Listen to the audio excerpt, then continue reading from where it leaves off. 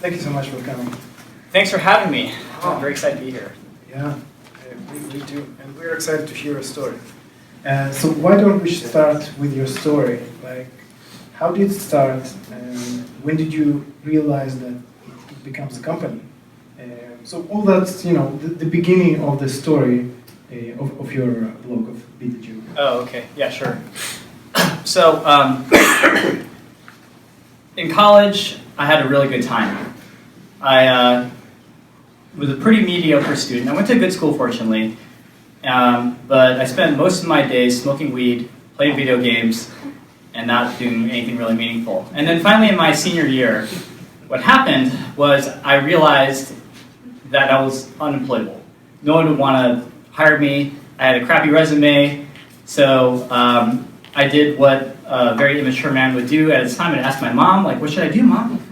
And at the time, her advice was, you probably should go to business school and get into business because we've given up on you for becoming a doctor or a lawyer, like it's not going to happen, you're not smart enough.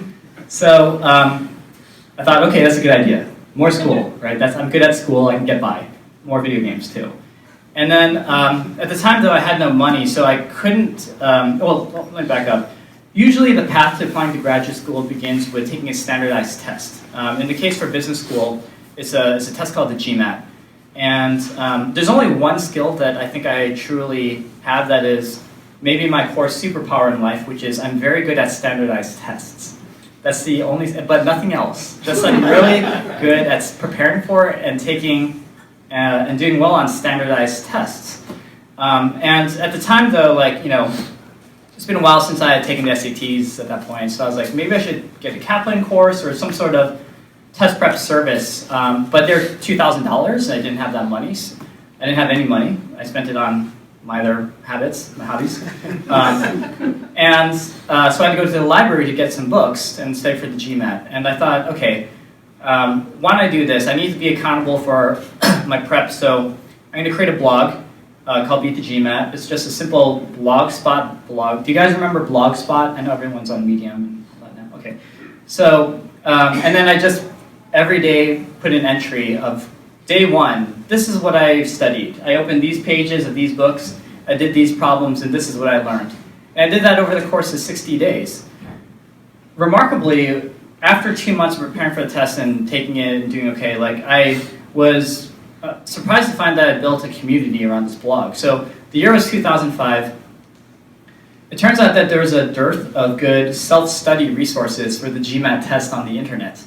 I didn't realize that until I saw blog comments, and I posted my email on the blog too to say, like, hey, if you have questions about anything that you read, please reach out to me. And after I took the test, emails started to trickle in, and then they started pouring, and then they became like a straight up hailstorm.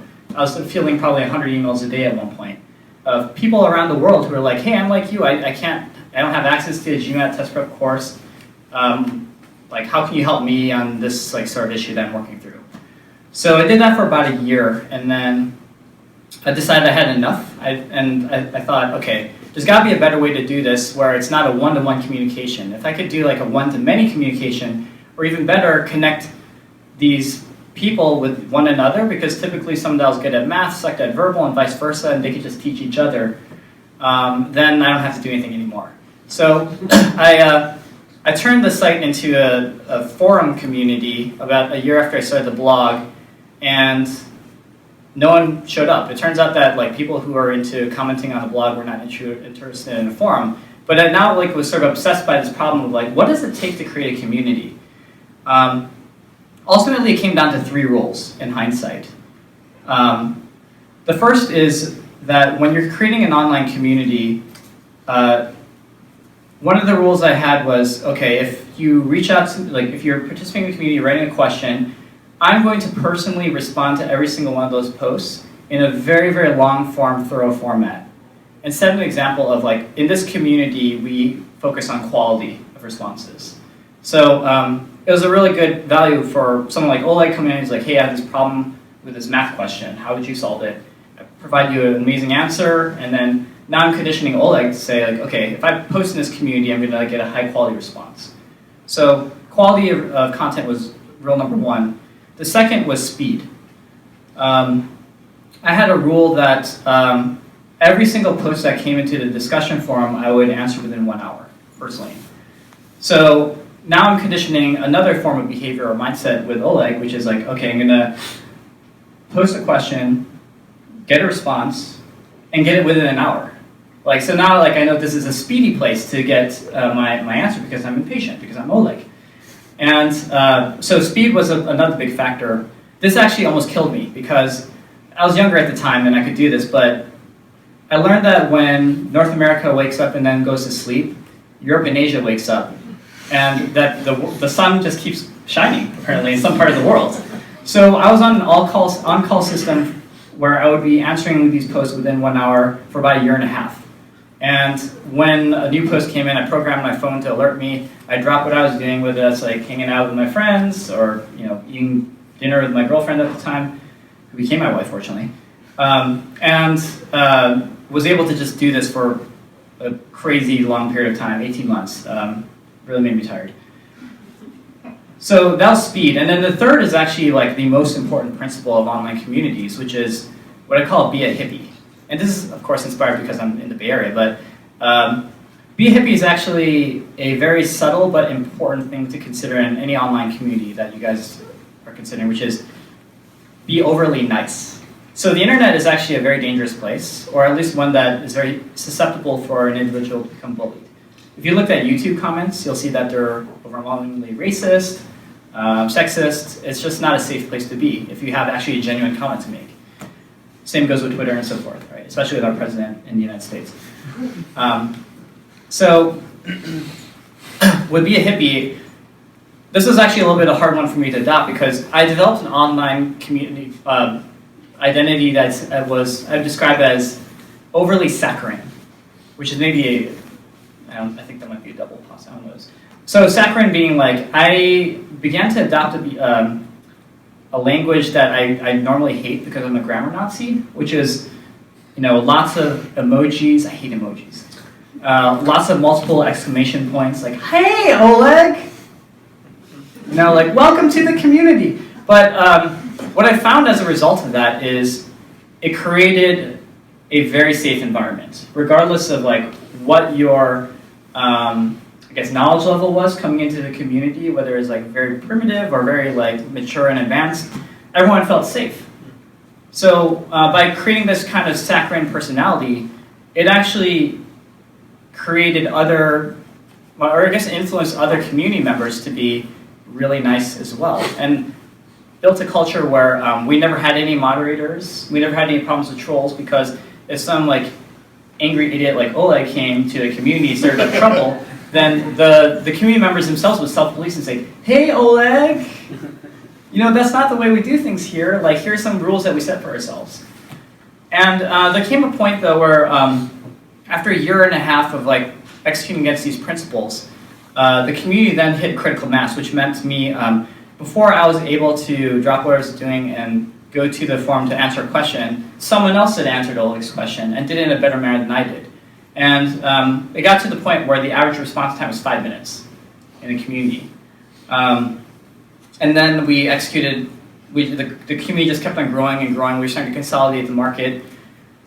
And eventually, we stumbled upon like a very basic monetization model, which was some company said like, hey, put up our affiliate link for our GMAT course for those that are still interested in GMAT, even though you're a self-study community, and we'll give you 10%. And I remember the first check that came in that first month was $4,000. And that was a lot of money back then for like a 26-year-old. And then it just kept on growing and growing to the point where I was making more than double my salary on the side community than I was in my day job working as a product manager at Intuit. At that point, I quit. I hired my boss at Intuit to join me as a business partner. And then we were off to the races, transforming my site from more than a forum to more of like a social network for people applying to business schools. All told, it was a 7-year journey before we were acquired, and then 2 years after that. So I think that answers your question, right? For sure. Okay. Yeah. So until you hired your boss, it was only you? Yeah, that's right. I was a solopreneur for about 3.5 years. So how did you develop the technology behind the community? Yeah, so I'm not an engineer. I studied sociology and political science in college, and I loved it. I actually think I highly recommend it to anyone's kids in broadening your horizons. But I was very lucky. You know, the mid-2000s was a very important inflection point, I think, in the history of technology, because that's when coding became abstracted away, where laymen could literally drag and drop or execute a couple of very simple commands that you can Google and suddenly spin up a server or spin up some software to run on top of that server that is actually the front end for your discussion forum or your website. It's even better today. I mean, like, there are many businesses that have started basically just from a WordPress blog and have become multi-million-dollar businesses as a result. So largely luck of being at the right time during the history of technology allowed me to hack together the site. I just downloaded some software on like discussion forums. I used WordPress. I kind of cobbled it together based off of Google. And then we had a community that scaled to 3 million people. But you're saying it's luck, but do you think people in this audience can still start something with no technical knowledge? So is it a luck really, or does anyone can do it? I think when I refer to luck, it's more about the evolution of technology where I entered this space. Like, it was lucky that by the mid-2000s there were all these tools that were very easy for lay people like myself to use. To answer your question though, we're at a time where it's even easier and more accessible for people who are non-engineers to spin up great tech businesses. I strongly believe that. So many great tools out there. Yeah. Okay. And do you think it's right to bootstrap? Is it a good approach that you took? Because you didn't raise money, right? Yeah. So would you recommend people going that way? Absolutely. So let me take off my venture capital hat right now. So I work at a venture capital firm, but generally I hate venture capital. The reason why is, and we kind of talked about this earlier, like, so my apologies if you're going to hear this rant, or I spoke to some of you guys. Okay. So let's say that Oleg and I start a company, and we're like, we're going to create a fast growth company where we're going to hire a shit ton of people, we're going to hit amazing growth metrics. Venture capital is almost like a cocaine addiction, where, and I wouldn't know about cocaine, that was me, but like, what happens is you raise money, you grow a team, your investors actually then have a lot of expectations that you're going to continue to grow fast in an exponential curve. What happens then is you run out of money, so you have to raise more money, and then more money, and then more money. And then let's say that we are successful in our venture, and someone wants to buy us for $200 million. Well, at that point we had done a Series D, many rounds of funding. We've been diluted down as founders to maybe 20% equity in the business. And we had survived many, many rounds of board meetings where we could have been fired at any given time. There's just many traps, I think, along this journey to getting a meaningful exit where, you know, 20% of $200 million is $40 million.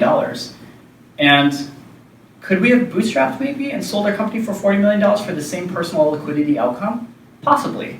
Maybe it would have taken a lot longer, maybe double the time. But I'll say this, there's a larger universe of acquirers at $40 million and $200 million. So we took a substantial amount of risk at this point in raising money to get that rarefied buyer, when we could have maybe bootstrapped it, took a little bit longer time, possibly, and then found a larger ecosystem of bidders, ultimately, for our liquidity. So if you can bootstrap it, do it as much as you can. Even like if you're raising money, still retain the bootstrapper's mentality. So an example is like, let's say that you raise a bunch of seed money, you're now built a really profitable business, but you're like, I want to grow a little bit faster, even though we're doing so well. Well, you have all the leverage in that negotiation because you were so good at like getting to profitability, building sustainable going concern. Then when you're going to be negotiating with people like me, it's like, listen, Eric, be happy to take your money, but I'm kind of doing you a favor, right? Like, I don't need your money. If I don't raise any money, I'm good too. So the bootstrapper mentality is something that you should still have, even if you do decide to raise. Now, that said, like, there are certain scenarios where raising makes total sense.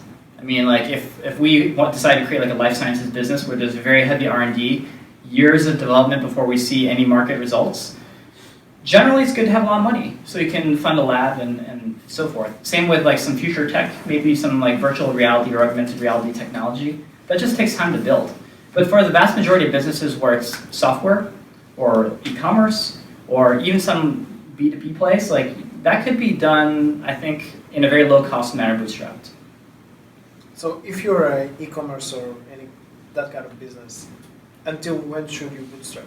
What's the ideal for? Or you should just bootstrap as long as you can?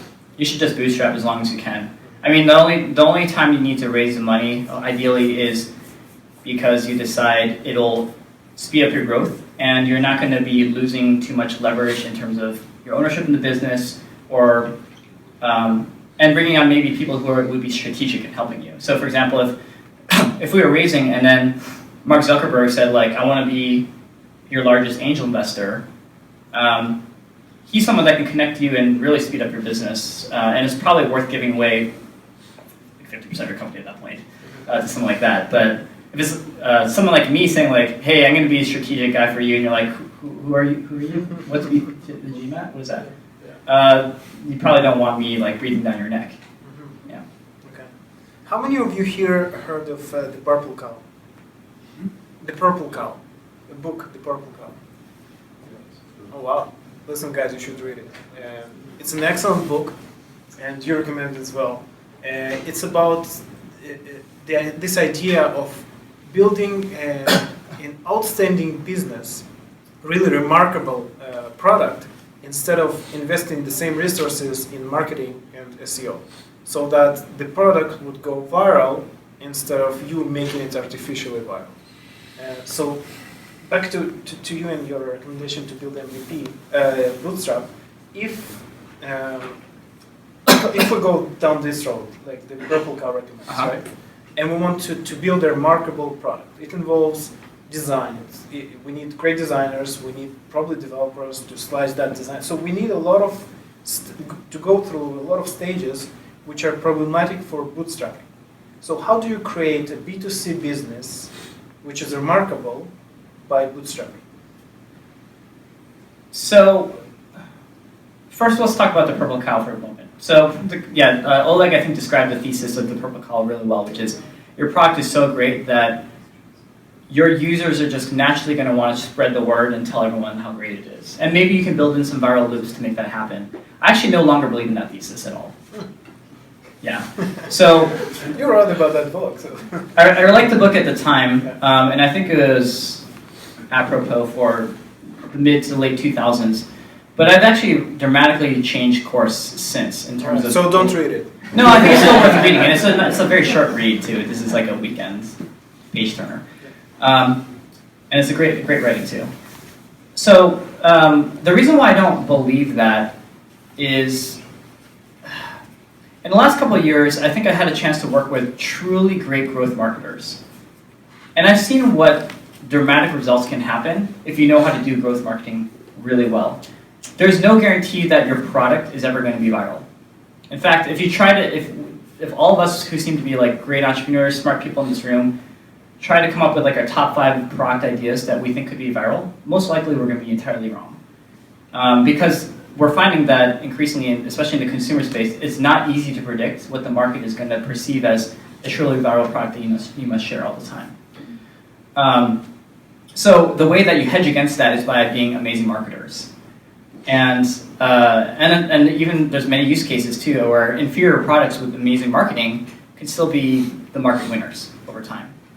So sorry to poop on you like that, but I do think it's a great book, and it's certainly worth understanding the perspective. If I were to start a B2C company, so I recently did this. I have a personalized book company for children that I launched earlier this year, and the way that we launched it was by actually building the product and doing all the tech work at the very end. We actually made all our money even before we started the product. So the way that we did this is I have a background working at Facebook and Instagram in the advertising side. And I got a sense of like, oh, this is how the top advertisers actually make their money, is list building. What they do is, if you have a new product, let's say Oleg and I are starting this company. Let me just actually walk you through the real story of what we did. So me and my co-founders, we put together a landing page, a Squarespace landing page that said, like, this is our personalized book company, and this is how it's going to work. You upload a photo of your child, we'll embed their face and their name as the protagonist of these stories that we're creating. That was the concept. And big sign-up form. This is like, sign up now to like hear about it when we launch. What we did then is we started to run Facebook ads to moms and grandmas, primarily. Started to run tests to see, like, how much would it take for us to get an email? Like, what is the actual cost of an email for a prospective customer? And then that prospective customer, it turns out, cost us about 80 cents an email. We were getting about 28% conversion from our ad clicked to signing up and giving us an email. So then we had 6,000 people sign up. And then we're like, okay, what if we ask them to give us money now? And say, like, well, we can give you a bit of a discount if you whip out your credit card, maybe 10% off. And then you'll be the first to know when we launch in 2 months, 3 months, I can't remember what it was. And then we, to our surprise, a very high percentage of them converted. And we suddenly had all this cash. And then we decided, okay, now it's time for us to hire engineers and build a product. So I learned this technique actually from a very close friend of mine. She's now a partner, one of the first female partners at this firm, Sequoia, her name is Jess Lee. She taught me this method that she used in her last startup, which is called Polyvore. It's a fashion social network called Fake Doors, where if you're thinking about producing a new product, releasing a new feature, put up a fake landing page or entry point. See if people click on it. Try to assess the traction that you're getting. And if it seems really compelling, then actually build a product. If not, then you didn't lose any time or money, really. So for any e-commerce business, this is a long answer, sorry. So for any e-commerce business that I would do, you can actually validate the product market fit even before you hire a single engineer, product designer, anything. Just put together a compelling website that explains succinctly what you guys are trying to do. Run some ads, trying to see if you can form a customer list. Try to see if those customers will give you money up front. And then you'll know you have real product market fit, at least initially, to take the bet, invest the dollars to build out the company.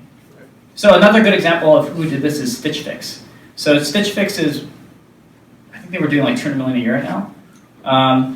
Founded by a very talented lady. Her name is Katrina Lake. She was a Harvard grad who, during her summer MBA internship, was like, I want to start a startup. This is what I'm going to do. I'm going to create a Google form that says, I will personally shop for you and send you something every week. And entries came in. She used her credit card, went to Nordstrom's, bought a bunch of clothing, mailed them to people, like some set of dozens of people each week. The people that did not like some of the clothes returned some, and then she went back to Nordstrom's, returned it, and then she charged a transaction. She did this for 6 months before she realized she was onto something. She completely faked it. She had no engineering background, just a Google form. Like literally no landing page. It was just a Google form that says like, I will shop for you, and I have style.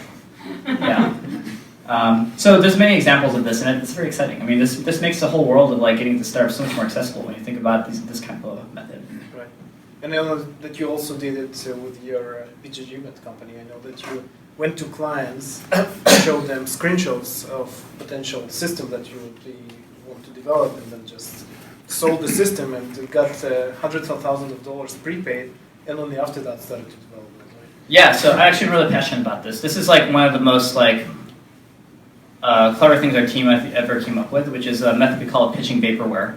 So we are about to do this massive pivot of our business, turning it from a forum into a true social network. It was a very different kind of value proposition. We had like this bizarre kind of product that we're trying to sell to business schools, which is a data product. Costs $100,000 a year. And the way that we did this was we thought that we may need to raise some money. It's going to be a very expensive transition, but maybe we can get the money up front instead from our customers. So instead of actually engineering an MVP, which takes time and engineering time and all that, we worked with a very talented designer, spent about $6,000 with him, and produced realistic looking screenshots of all the key use cases of what our product would do for business schools. And then we said to them, like I literally got printed pages, color pages from Kinko's, or I don't know if you guys have that here. And I went to these business school clients and said like, development's already underway. We're going to be live in 3 months. It was a lie. And I said, if you want to be one of the first 10 customers, and we're going to limit it only to 10 company pilot, or 10 school pilot, pay us $50,000, half the price up front, and we'll give you the privilege of being part of this launch. We're going to do PR, it's going to be amazing. It's going to be on TechCrunch and everything. And it worked. We got $500,000 within a month, just doing this and then we decided to build it. And then we actually had 2 months at that time to actually execute on the transition, which were some of the worst 2 months of my life. That said though, and I told the story to a couple of you earlier today, we had some one-on-ones that were great, and where I got to meet many of you, and I'm sold on this method though, which is like, people talk about building an MVP cheaply. The cheaper thing to do is just build a MVD design, like a minimally viable design, which costs you nothing. You're literally moving pixels in Photoshop. That costs nothing. I mean, like if you want to, like if you're getting client feedback that says like, oh, I'm Oleg, I'm really ready to spend money on you, but you got to change this, this, and this. You can turn around like within an hour and say like, give me 1 second, and then change the page and say like, is this what you're talking about? They're like, yes. So consider that as you guys are considering new businesses going design first. And this is actually the way that Instagram operated too. We are very design focused. We present fake screenshots of new products all the time that didn't work, and then collect the data and clicks and so forth. So what are the advantages and disadvantages of bootstrapping if you put it on the shelf? Well, there is definitely something that's luxurious about having capital, right? If you have a couple $100,000 in the bank, $1 million in the bank, even more, then that just buys you some time and optionality, right? To build out a team, move more quickly. There's certainly benefits in raising money, and that's been proven over the last couple of decades in Silicon Valley. It's being proven here. It's being proven all over the world. With bootstrapping, you move more slowly. Unless you're independently wealthy, generally you have to wait until the money comes in, reinvest the profits, and then deploy it. And normally you have a less of a cash buffer, so you have to be right more than wrong. It's definitely slower. I mean, like it was a 9-year journey for my education company. I think I could have gotten it down to 4.5 if I had started with more capital in the bank before, because we had to just wait for checks to come in, literally before we moved on to the next projects. But the pro is you get 100% of the cap table. Like you are the owner. You have no boss when you're a bootstrapper. In addition to that, I think there's something to be said about not feeling rushed. So I talked about like the cocaine addiction of raising capital. It really is a strong pressure that you feel when you're in that track. When you're a bootstrapper, you might say, okay, you know what, 2017, we're going to focus more on the quality of our product. We're not going to rush launching things. And we just maybe like do a little bit more experimentation if you're at that maturity to tweak our product. It's going to be a flat year, but who's going to care? It's just our company at that point. So it's sort of that freedom that you get as a bootstrapper. If you can break past that chasm or cross that chasm of having a little bit of traction, having a little bit of money in the bank, your business is a going concern, then it's really great. But the early days are tough. They're tough probably because you don't have any money and you're constantly running out of money. So how do you address that fear, and what should you do at that point? There are 2 times that I cried during the 9 years that I was running this business. The first time, I'll tell you about the first one. The second one's not relevant. But the first time was when I went into the ATM to take a look at our business checking account, and I saw that there's $250 in there. And then I realized the next day I owed $11,000 in payments that are owed, payrolls, and so forth. And that was like the worst night of my life, where I was just like curled up in the ball for a couple hours, had a drink, maybe a couple of drinks. And then I woke up the next day and said like, no, this is not what's going to kill us this moment. When you're really cornered and like fighting for your lives, and I think that a lot of you sort of are kind of nodding like, yeah, shit, I've been there, like, or it's happened to me right now. Like you can get very creative in terms of surviving. And the way that we did it was the most obvious, actually. I just called up all of my clients and said, I need money. Can you send me your payment owed now? Like literally wire transfer it in the next couple hours? 90% of them said yes. And then we got $15,000 within like that day, and then like, did some motivational speaking to my team about their payrolls. But we did pay them like very shortly soon after. So, there's just a lot of these kind of humbling moments when you're running a company where you have to ask for help. And sometimes it's in the most humiliating ways. It's like calling my mom, who told me to go to business school, and say like, I need $15,000. And then having to endure 2 hours of her just like telling me I should have been a doctor and like not play so many video games. And then finally saying, okay, I'll give you the money. I love you.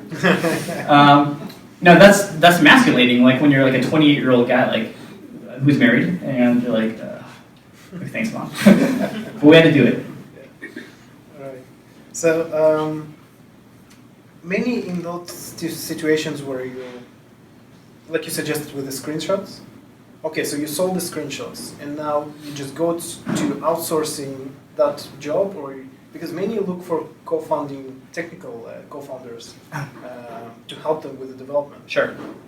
And I know that you're not so supportive towards that idea. So would you rather just go and outsource that work, or there are some instances where you recommend taking someone technical and making them co-founder? If you're a non-technical person who has access to great technical partners that you can trust, then I'm definitely advocating you should have a technical co-founder. There's a lot of advantages for that.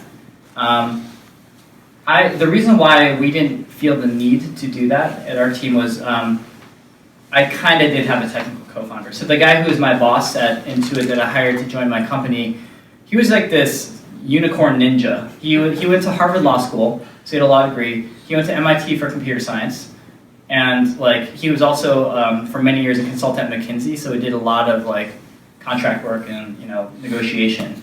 And he happened to be a nice guy too.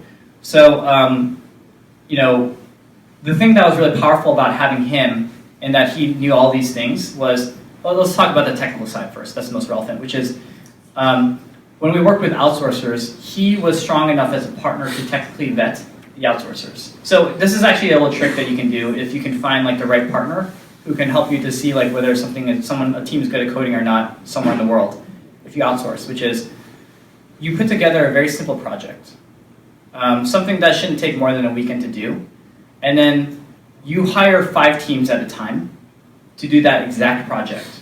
Let them work over the weekend, monitor like how they communicate with you, whether they're good communicators, whether they're really responsive, whether they're making progress. And then you have each one of these teams present what they've built, the exact same project.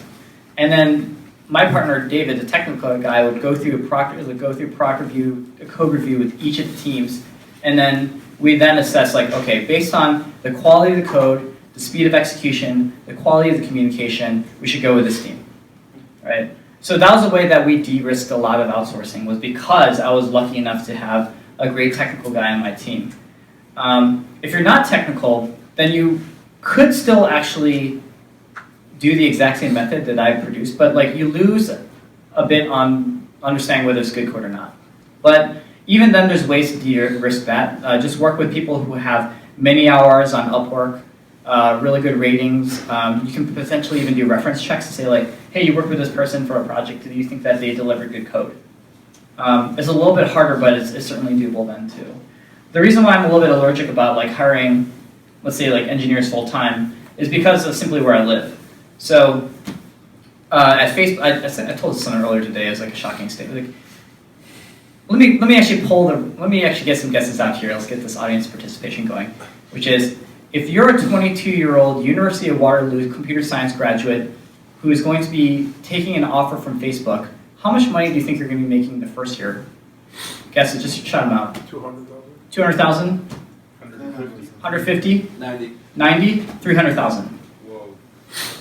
So when you're trying to attract a 22-year-old making $300,000 that has free laundry, free food, video games on campus, like your life is basically work, and you're rich, and you're poor, and you're bootstrapped, and the best you can offer is $50,000 and 5% equity in your business, it's going to be a very hard sell. Now, not everyone has to be from Facebook or Instagram to be great in your company. In fact, some of the very best engineers I've ever worked with were so inexpensive. They were based out of Eastern Europe, like amazing on all fronts. They could easily work at Facebook and run circles around some people that I had a chance to work with there who were also excellent. So you can find the talent, but I'm just colored by the fact that because I was in the Bay Area, it's very difficult.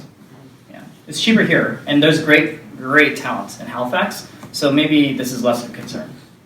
Yeah. And what would you done differently in terms of building your company? And maybe if you knew that it's going to be an acquisition, how would you prepare yourself to be an acquirer?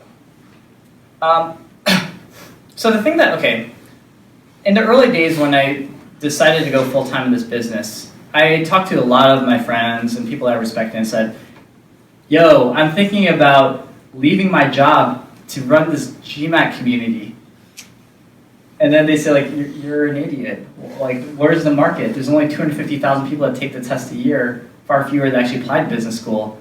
There's no growth here. There's no obvious business model. Why would you do this?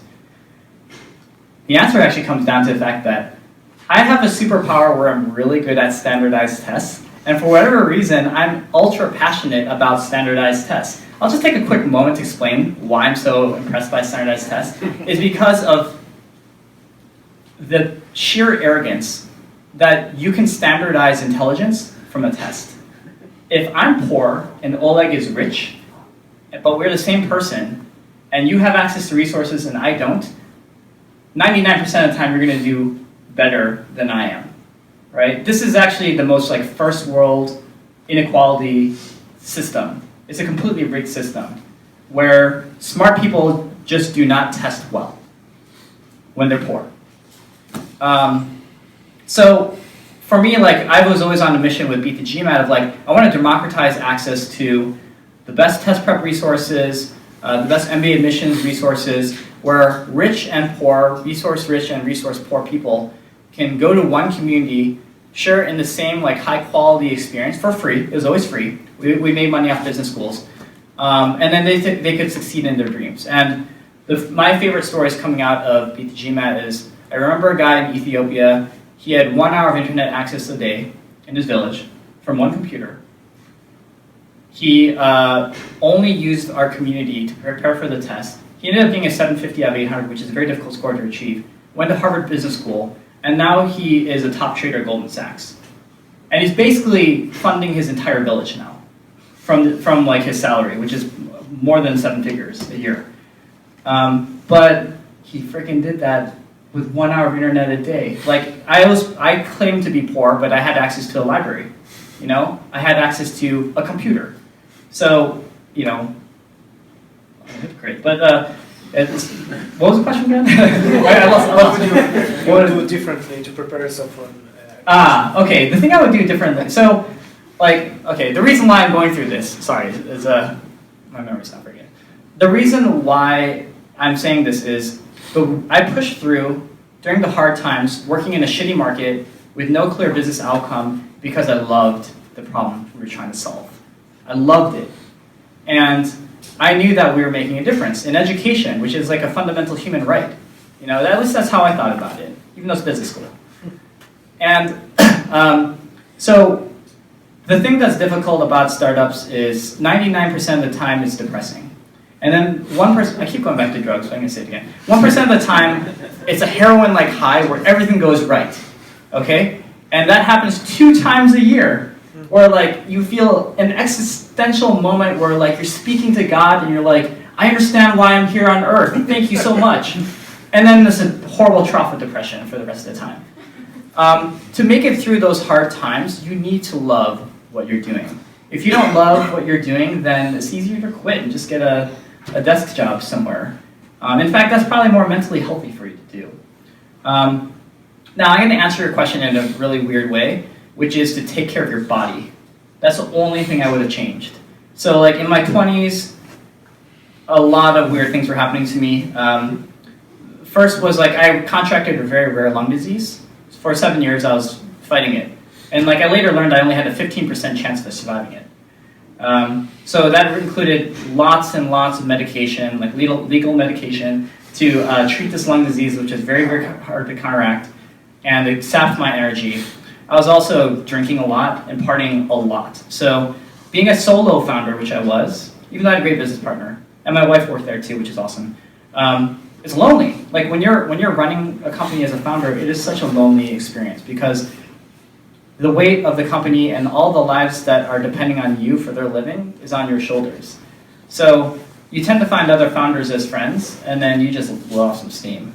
Diet was terrible, exercise was terrible.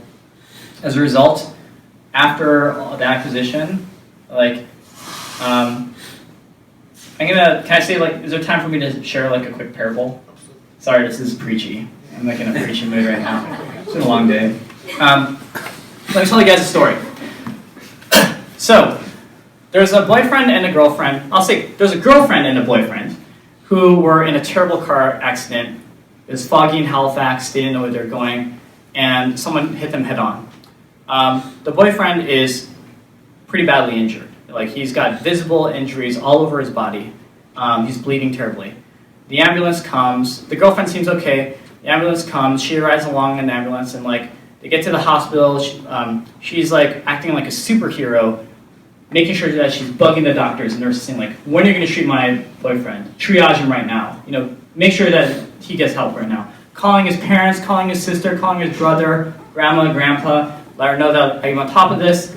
Everything's going to be okay. She's like a real superhero.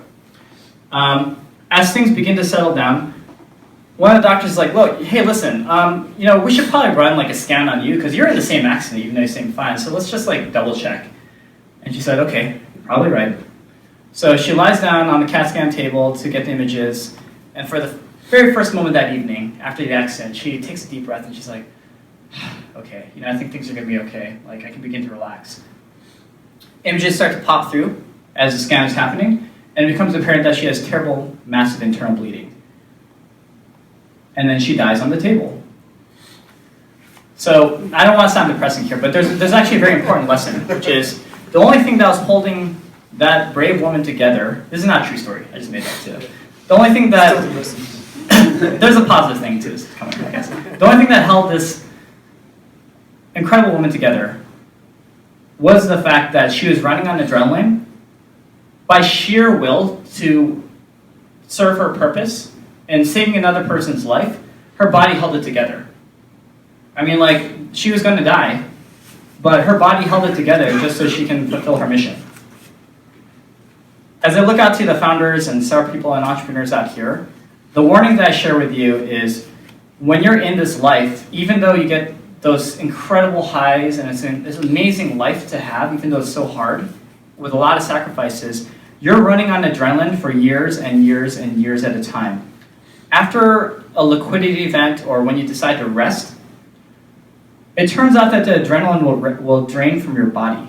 And when that happens, you can become extremely sick.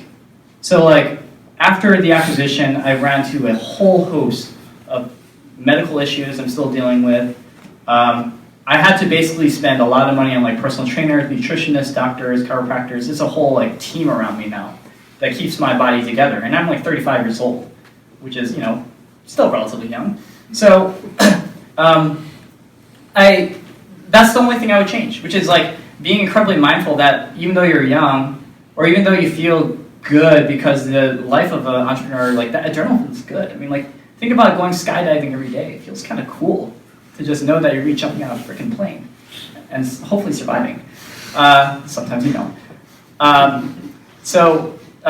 you know, making sure that you can literally detach your mind from work, you know, have great relationships, eat well, go running, whatever you need. That's the only thing I would change, and that's the only thing that I would do to prepare for. Okay. Yeah. In your blog, you're stating several things like experiences that you go through after the after you become liquid millionaire. And one of them was interesting that you changed your mind on many things after you become liquid. So you wanted to buy that and this and that TV and all that before, but once you got the money, you still stayed with the same car and the same, you didn't buy those things. And something changed in your mindset during that acquisition process. So could you tell more what changed? Yeah. Yeah, I'll tell a very deeply personal story. So this is the second time that I ever cried in my startup. So if you guys, hopefully all of you guys who are doing startups will go through an acquisition process. It is a remarkably interesting and difficult time. What happens is you find someone who's interested in buying you. It's really exciting. You're going through all these high-stakes negotiations. It's cool, but then you enter due diligence phase where they're just examining your body, not literally, but just like going through your baby and just picking apart all the things that are wrong, trying to negotiate down from things that they are perceiving. It's a very difficult process, full of like late night phone calls and stress. And the thing that actually changed is a pretty deeply personal moment where during the middle of the acquisition process, my wife and I were like, you know what, this has been so stressful, let's take a weekend off. Let's go to this place called Arroyo Seco, which is a beautiful gorge in Northern California. With the idea behind it is like when you go there, you hike down 3 miles at the top of these cliffs, and then there's this little river that gently runs down the center of this valley with cliffs on both sides. It's so beautiful. And then you kind of float back in the inner tube. So it's a really nice summer activity, and this is like October, it's still warm in California, it's always warm.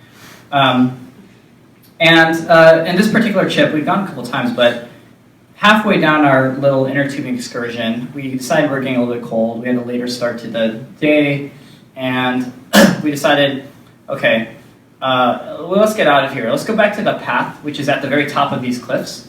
And we were only in our bathing suits with some like floaties. So, but at the time, like the group of friends I was with, we were all very into rock climbing. And my wife is also like a very talented rock climber herself. So we decided to free climb out. So if you're not familiar with the term free climbing, that's when you climb without a harness. So nothing protects you if you were to drop. So, being the cautious group that we were like, okay, why don't we just do this one at a time? So my wife, in her little bikini, she starts to make the climb. She makes it up 70 feet or so that's 40 meters, 30 meters? I don't know what the conversion is. 25 meters? I don't know. You're on feet. Like feet. This is like a foot. Okay, 70 of them. Pretty high. And then the earth behind her hands and feet utterly collapses, and she free falls. And she's falling.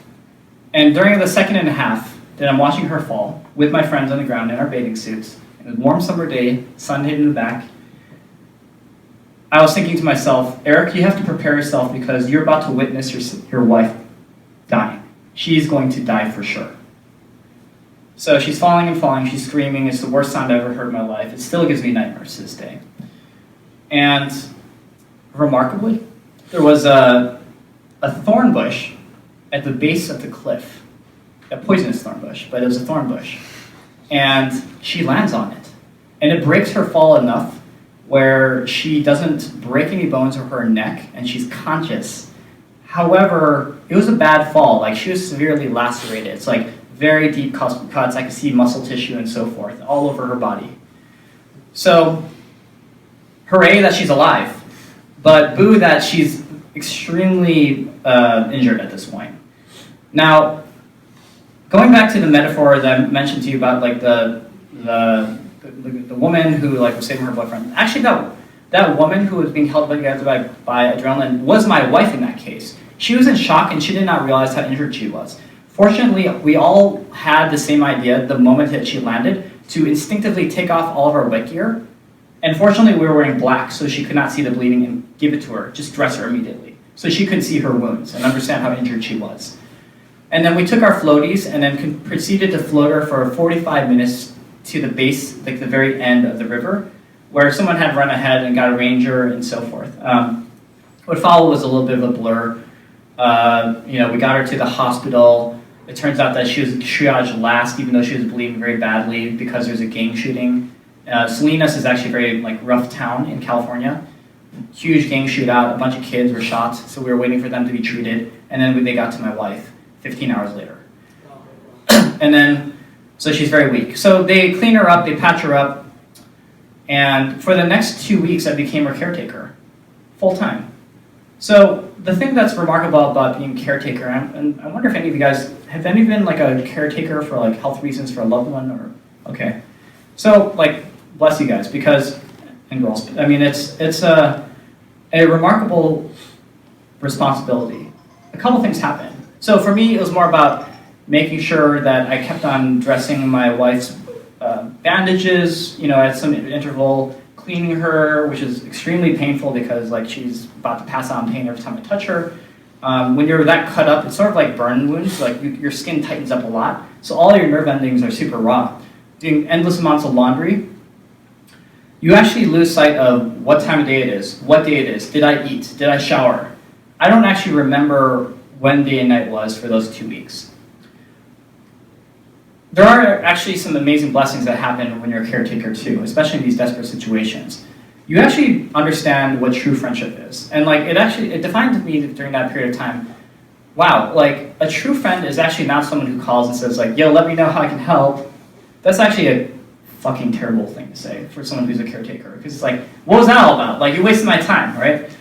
The real friends and family that showed up were the ones who invited themselves in and said, don't talk to me, I'm going to cook a meal, I'm going to do your laundry, and I'm going to leave without talking to you. There are people of action who stepped up to help you. And it was incredible to see who I thought was going to step up and who didn't. And the ones that stepped up became, they elevated themselves past friendship. This is a level of loyalty that is even closer to some family members I have now. Right? So that was a blessing to really witness that, and actually inspired me to understand this is what it looks like to be a good friend to someone. The other thing that happened was I had to call the acquirers, let's get back to that, and say I can't talk to you, my wife was in a horrendous accident, if the deal's off, then the deal's off. And then fortunately they're cool ass people and they said yeah, we understand, take as much time as you need, we can continue this later. In most cases I think the deal would get killed. But you know what? The incredible thing was, I did not care about the outcome either way. If it happened, it happened. If it didn't, it didn't. Something that I've been working towards for 7 years, that I've obsessed over, made so many sacrifices to get to this moment, suddenly it didn't matter to me.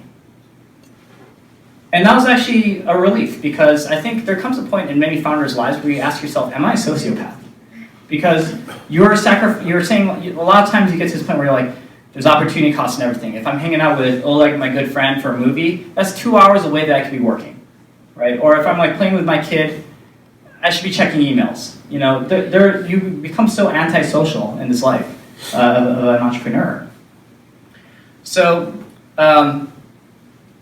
2 weeks pass by, 3 weeks pass by. She starts to get better. It looks very clear that she's making 100% recovery, and she's totally fine now. She's got some badass scars all over her body, but it's only made her more beautiful, actually, because she's yeah, see this? This is when I fell 70 feet from a cliff. Here's my C-section scar from my 2-year-old. It's just there's a story on her body that's really remarkable, right? And then the deal happened. But that actually, I don't know if you guys are expecting this story, and this is cathartic for me to share, but it's a therapy session, right? That said, in very stark relief, you understand what really matters. It actually isn't the cash, right? It's just wow, I know who my true friends and family are, and I know that my wife does matter more to me than anything else in this world. So what else do I need? Do I need a Tesla, or can I keep my Honda? It seems so trivial to even think about those things in that kind of contrast. So I think about this every day, and it's been such a humbling and life-changing moment, and one where my wife and I would never replace. Despite the pain, it's easy for me to say, maybe, because I didn't go through it. My wife says the same thing, which is ultimately this was a blessing. This is one of the best things that ever happened to our lives, because it truly guided what our principles were. And it's something a little bit more towards valuing relationships and people, a lot less away from materialistic goals or money. And I think I would be more of a jerk than I am today if like that experience didn't happen. So you think, yeah, absolutely. So you think that what caused you not to be blinded by your success and actually stay human and respect truly relationships and so I mean, because you previously spoke about precocious measurements that you wanted to implement, because people wanted to be your friends, to become your friends because of your wealth and because of because of your success, and not because they truly wanted to be your friends. Mm-hmm. So I think that was the real step where you realized who real friends are, and probably you took some conclusions towards future measurements of who your friends and who you want to be with. Yeah, that's right. I mean, like, in terms of precautions, a simple precaution. So yes, I mean, I figured out who my true friends were before the deal closed, and like they were my friends pretty much since college. So I already had like a deep level of trust, and I'm not really interested in making like too many more deep connections. Maybe just you, like, and we're getting there. But so like that part really didn't concern me. In terms of the wealth thing, the best advice I could share is like if you go through a liquidity event and you can make a little bit of money, don't tell anyone how much you're making or how much you earned. Like only my wife knows, my accountant knows, and me what the acquisition price was. My parents don't know, her parents don't know, my friends don't know, because we didn't want it to affect any of our relationships. And also just in terms of like our lifestyle, if you visit my house, which is like a same tiny little townhouse that we've been living there for like the last 7 years, you'll notice that it's IKEA furniture and like it's not really amazing. But like again, like who cares, right? Like after my wife frickin' survived a 70-foot fall, who gives a shit? I have IKEA furniture, right? Like it seems so trivial, Like just nothing seems important after that. Right. Yeah. Yeah. That's deep. Thank you. Okay, last question before we move to questions from the audience. You speak about that FU number in your blog, and that's a number which allows you to maintain your lifestyle without working. That's basically your independence, financial independence, living from the interest from some amount of money that lays somewhere in the bank. So I'm just wondering how you take this concept and apply it toward bootstrapping. So yeah. You, on one hand, you suggest aggressively cutting your income, sorry, like 50%, and put it in the bank, and that's your retirement, versus investing the same money in bootstrapping your business, which can maybe get you faster to that FU number. Yeah. So I read that it's just a conflict which I had reading yours. They're actually kind of two separate questions, maybe like two separate issues, which is like, how do you invest your time and money? I guess your money. Let me try to address both, and it might be in a somewhat circuitous way because that's the theme tonight for me apparently.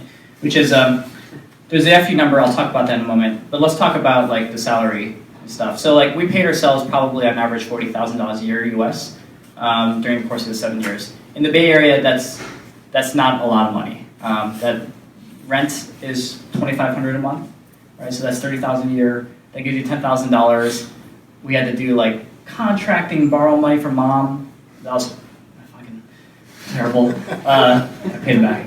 And then, but we're scraping by. And there are 2 years where we didn't pay ourselves any money. That was like our biggest sacrifice, which was like, let's put every penny that we earn in this company back into our employees, into our company. So that was a level of sacrifice where we weren't saving anything at all, but our retirement was this belief that we were working the right kind of business that we believe could be turned into some substantial value over time. And it so happened it took us 7 years to get to that point. But we believed in it. And we're fortunate that we got to see that side of the journey. So, I mean, that's not quite answering your question, but like, I planned my retirement on banking on the success of this company. And I loved actually running the roulette table of like, even though the odds are against us, like, I'm all in, right? And like that kind of statement for my 20 employees was also really cool, which is like, I was very transparent. I was like, you are way wealthier than me and my wife, and we want it to be that way because we don't want you to take the same amount of risks as you don't have the same kind of equity at stake. But we want to make you rich and we want to make ourselves rich, but just know that like when I'm borrowing money for gas from you, like my assistant, like I actually need the money for gas, like, and I'll find a way of paying you back someday. And I did. That's one answer. The second is like actually around this concept of FU money. So like, let me take off my VC hat, which I have this entire evening, and talk to you guys as founders for a moment, especially first-time founders, because I really strongly believe this. So as a VC, we want to see people who are going after billion-dollar exits. That's what helps us justify our returns on the fund, raise more funding, and so forth. But as an entrepreneur talking to you, I want you guys to actually be financially independent after your first exit. And that even could happen at a far lower value than $1 billion. So the way that you calculate this is, if you're using a service like mint.com or whatever to track your expenses, hopefully in an automatic fashion, you take however much money it takes you to live your lifestyle in a way that makes you feel really comfortable. Let's call it $100,000, right? A year. That's like a very, very nice life, right? Then you know that you want to have $100,000 for the rest of your life, adjusted for inflation, to have, and you're financially independent if you get there. The way that you get to $100,000 a year forever is actually by multiplying that amount by 25.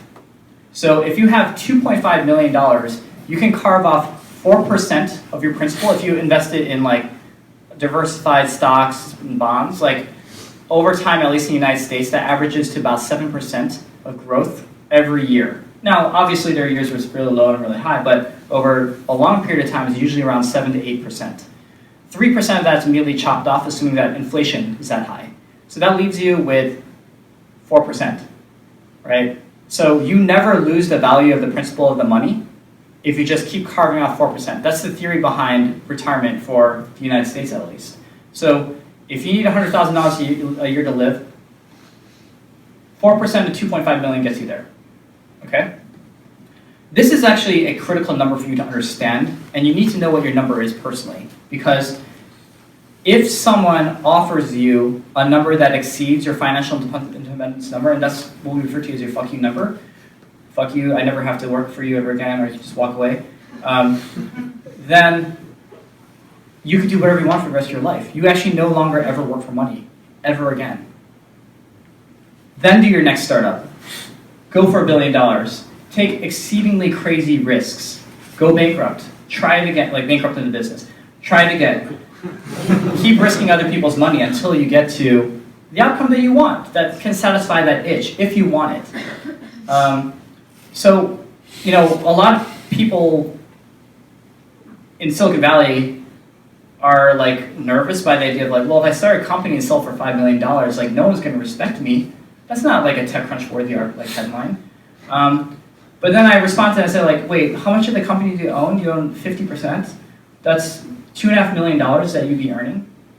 Well, a little bit less than that after taxes, but like, and you live a low-cost lifestyle that seems very warm and wonderful and rewarding. Like, you're a fool. Take it. Try again later. You have like 60 years left in your career if you're 30 or 40. Yeah, I mean, just it's.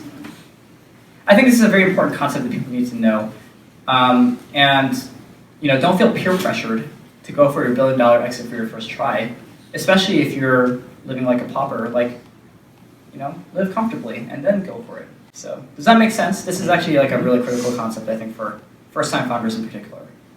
Mm-hmm. Excellent. All right. So let's open it to questions from the audience. Guy, of course, always. Of course. What's the future?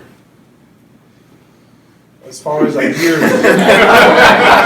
was like, I think get dinner, call my wife. So, investment companies or investment VCs looking into the new thing with its biotech, with cannabis. I don't know. What is the new hype of investment? So I'm not arrogant to think that I can predict the future, ever. And like any VC that or person you talk to that says like, it's definitely this, like is an idiot probably. Or extremely smart. 99% an idiot though. I'll tell you what we're excited about at 500 startups, at least in terms of like future tracks that we care about. in the near term, we really love fintech. So particularly in the United States, saving for retirement and getting to that FU number is actually really hard. We have far fewer social safety nets around pensions, retirement accounts, healthcare. Every time I go to a doctor, it's at least $400. Even I have insurance, right? Good insurance. So that number, that FU number is very, very high for most people. So there are a lot of companies that are trying to get into different kinds of optimized investing tools like Wealthfront, which is like a robo-advisor that will take your money and invest it for you. There's other kinds of like money-saving kind of platforms to help you optimize the income that you are producing so you have a higher savings rate. It's a big field, I think, in just helping people to get to the point where they can safely have a nest egg that they can rely upon by the time they retire. And it's pertinent for us because our baby boomer generation is rapidly aging in the United States. It's going to account for like 35% of adults pretty soon, I think, who are not working but need to rely on Social Security, which is our very underfunded social safety net system in the United States. So fintech's one thing that gets us excited. Another is augmented reality and virtual reality. So that's a little bit more future-oriented. When I was at Facebook, we were starting to make a lot of investment in this space. The notion, so the difference for those of you who don't follow is like augmented reality. Imagine that I take my phone, I'm not gonna pull it out, and then like perhaps I can like shine it on Oleg's face, and then all sorts of metadata can appear like Oleg, you know, lived in Halifax, like start brand director, you know, does all these things. Maybe it's pulling from different types of data sets to make the physical world more rich in metadata, you know. Virtual reality is like the Oculus headsets where like, hey, I'm flying, you know, and like, it's a bird, which is also fun.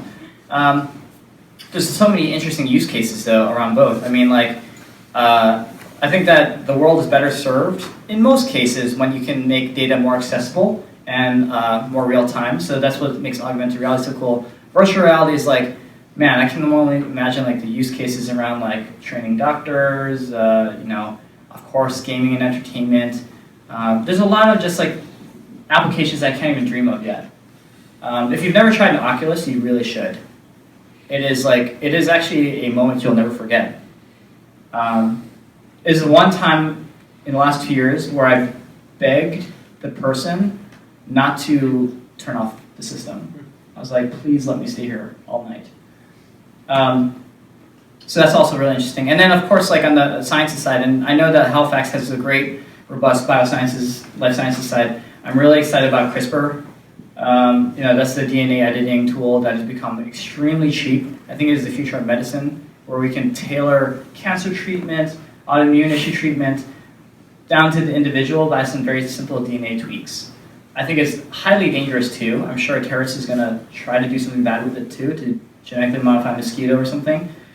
So it's like the Manhattan Project, right? In the United States in 1945, like incredible things can happen with nuclear technology, but also horrible outcomes too. So that's just a sample. But what do you think is the future, Guy? Kids. Good. Do you have kids yourself? Oh yeah. Excellent. 2, as far as I know. Yeah. Thanks for that contribution. Looking around, if not, I'm very close to the oldest person in the room. Issues around aging. There's a tremendous amount of hype, tremendous amount of investment seeming to go on to, quote, aging tech. Does that interest you? I think it does, only because this is an issue that's also close to me too. I mean, like I have parents who are boomers as well. They're getting close to retirement. They still have extremely sharp minds and productive minds, right? So to me, like, this is more of like a macroeconomic issue that fascinates me, which is like, hey, you take 35% of the adult population in the United States that is leaving the workforce, maybe by choice. They're like, I want to retire. But there's so much intellectual horsepower that's also being drained from society. Like, there isn't a good plan, at least in the United States, to continue to leverage that in some capacity. Like, I would love to see services, and there's some emerging for like consulting services where you can hire boomers who are like, hey, I was an ad tech or an ad executive for 35 years, you know. Yeah, we have new like online advertising and all that stuff, but your expertise is going to be very relevant. And I think there's a lost opportunity of not using that brain capital. And even if boomers don't want to necessarily work full time, like I think like a ton of them, if they had the right kind of a way to do consulting, and we could leverage that in the right capacity with good pairing, fair pricing, and so forth, that could be done too. I am worried about, again, in the United States, like we have no plan for supporting an aging population. So they bought into their careers the concept that Social Security would take care of their retirement, and we're breaking that promise. It's going to be a 22% across-the-board cut in funding and benefits by 2040, I want to say, 2030 maybe. I heard this from a senator recently, a U.S. senator. So they didn't adequately prepare for retirement. Their pensions kind of disappeared as a result of the Great Recession, or just broken promises there too. And we owe it to this generation to make sure that they have good lifestyles until they die. We have no plan for that, and that dramatically worries me. There's got to be some sort of business opportunity there, possibly, to solve this problem, or at least a government policy. I mean, I've been so insecure about this evening. I am not a Trump supporter. Just be clear. Okay, look at me. I did not vote for Trump. I voted for. I'm with her, and that's only accelerating, I think, the issues. We don't have we have a president that wants to just cut investment in that across the board now. An asshole. Right? So I haven't thought too much about the aging thing, but those are at least the things I think about when it comes up. Let's take 2 more questions. 2 good questions. So And one last. you talked about growth marketing, and you had around 6,000 users in a short time. Can you speak more about the strategies or the method that you use, or other methods that you would recommend in growth marketing strategies? I'll take the example of the book business I run. So I actually wrote a pretty detailed article about this a while ago. It's on a website called SitePoint. Okay, so step 1. I did everything through Facebook ads because that's what I know.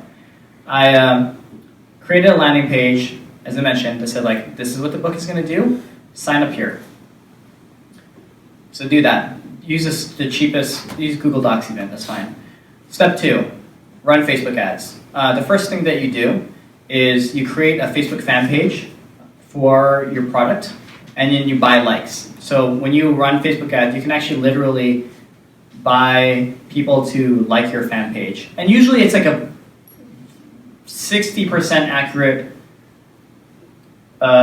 directional input of people who actually do like your page. The way that the algorithm works is your ad is actually going to show to people who are more likey, is what we call it internally, which are the people who are just prone to clicking like on everything. So they actually may or may not really like you, but they just like everything that they see. But you need to create an audience. Step 3? Yeah, step 3 is you turn that fan count after you hit 100 people or 1,000 people ideally. It's going to be cheap. It's going to only take you $100 maybe to get to 1,000 tops, maybe $80. You run a custom audience where you specifically target your advertising to call people to sign up for your landing page, directed only to those people who like your page. Okay? So then you're going to get some decent conversion. Won't be that great, but it's going to be decent. Step 4 is you now have over hundreds of people who signed up for your service. These are people who have raised their hand and said, market to me when your book comes out. Take that list of people, literally their emails, upload it as a custom audience into Facebook, and then run ads specifically, and then use what is called the lookalike audience tool, which is free. It's amazing. It's basically, it looks at the 100 people that signed up for your service, takes all of the attributes of all 100 people, and then extrapolates millions of people that are similar to that list. Run ads against that lookalike audience of a couple million people. And then you start to see conversion go from 10% to 30%. Step 5. And this is the final step. The final step is okay, now you're crushing it with conversion. You're nice, these emails cost me 70 cents, 60 cents, $1. Something that's pretty cheap to get all of these prospective buyers. You just upload them into MailChimp or whatever email service you use and say like, hey guys, 25% off if you buy now, like, and you're gonna be our early backer, we're gonna thank you in some manner beyond that too. And then put up some sort of like Shopify website through Squarespace or whatever. Anyone can do it. And then collect the checks. So at that point, like hopefully you made a good amount of money, you validated the product market fit, and then, there's a step 6, which is, of the people who gave you money, upload that list into Facebook, run a lookalike against them, now you're making a crazy amount of money. And then hopefully you'll get to the point where you can arbitrage your ads, where it's like, oh my gosh, it only takes me $6 of ad spend to get $50 of return within like 30 days. What if I put $10,000 in this ad campaign, $100,000, $1 million? And it's remarkable how well it holds. I've seen, like I have buddies, like I'm friends with a guy who's the top seller of TV wall mounts in the United States. Literally pieces of steel that you put on your wall to hang your TV. He sources the metal from China and then drop ships it directly to Oleg, who orders through him. He makes $25 million a year as a single entrepreneur just running Facebook and Google ads. And he's like, dude, like I got it down. I know how much it costs to acquire a user. I know how much money I get back. This is now just a cycle of me pumping money to make money back. He doesn't use Amazon at all? No. Wow. He's doing it all direct. Just the one thing on what you said about the likes, what I've heard in big Facebook populations of likers, they have these like farms. And I don't know if you've gotten into that or if you heard stuff about it, and people just, so that screws up your step 1 and your lookalike. So I was just wondering if you knew anything about that. Yeah, don't worry about that. No? The reason why is we were really good at getting rid of those. Like it's very, well, I can't tell you, but like I'm still under NDA for 2 years. So I left only 8 months ago. So okay. Our privacy team is super good and like spam detection, and we have very good pattern detection of awesome. When something is a fake like. I forgot you worked there. I thought you were talking as the entrepreneur. Oh no, okay. no, yeah. That's awesome. Yeah, so don't worry about that. Really sorry. I don't know. It's Eric Bahn and SitePoint. I guess you can just Google those two. So SitePoint is just one word. I totally forgot. Yeah. Did you have a follow-up question? Yeah, I just want to follow up about step 4. Can you name the feature again in step 4? Oh yeah. So I think we're talking about custom audiences. So this is actually a really good concept for you guys who are doing Facebook ads. It will be recorded. Sorry. Okay, cool. Custom audience is when you have a list of emails. Okay. You can take that list of emails and upload it to Facebook, and you have 2 choices at that point. One is you can run ads specific, like literally I could take this list of people here, and I could run ads that only go to you. That's a custom audience campaign. Running a lookalike extrapolates common parameters across the people in this room and then creates millions of people across Facebook. And it's part of the customization, the lookalike feature, right? I'm sorry? The lookalike feature is actually under the customization tab. Yeah, it's right there. And actually, there are great articles on lookalikes on Google. It's amazing. Very stepwise.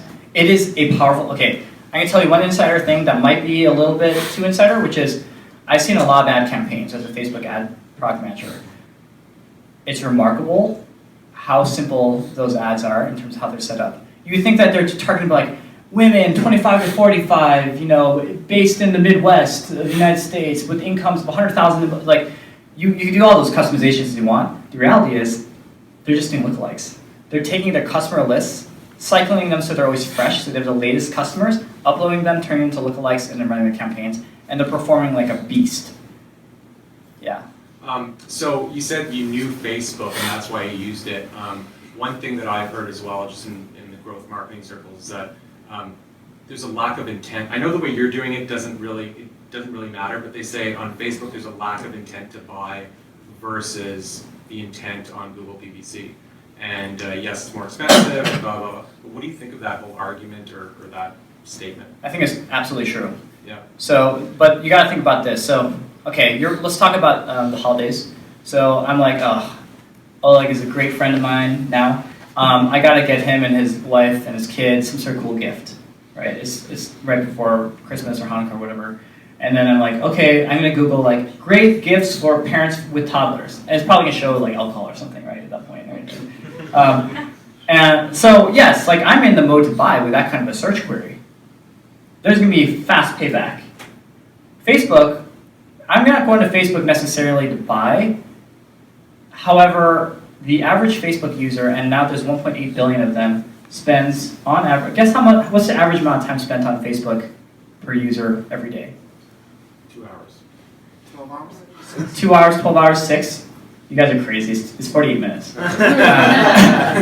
But it is 48 minutes of your captive attention. So yeah, there's lower intention to buy, but you're reaching 1.8 billion people potentially. Your segment of people that you care about is far lower. Let's say it's a few million people.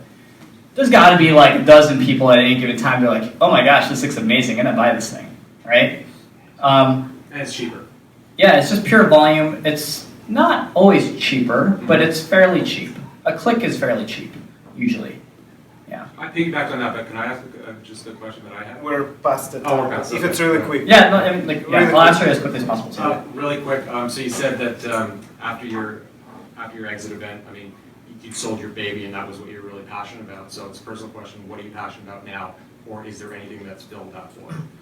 I made a natural baby with my wife afterwards. And that's actually one of the things that makes being a VC really great. Boring, I got two. Yeah, well, okay, VC is like a great lifestyle. Like, you sit in an armchair, right? And then like Oleg's pitching me on this business idea. I'm like, you know, I mean, like, it's a 9-to-5 job for most people. At least that's how I treat it. And it gives me plenty of time to spend all of that energy into like my family, right? So that's kind of where I work on. And then I have side gigs. We got this like book company, I advise on some other startups. I'll tell you like my latest thing. Okay, Is it's it like the same feeling that you had with your baby, like the GMAT website? oh my gosh, Besides the like personal having a stuff. kid? No, not the personal stuff. I mean, from the business perspective. You found anything that's matched that? Oh yeah, I mean like the reason why this is still it's fun but not nearly as high stakes because if I fail it's okay. I mean like I'll just try something else.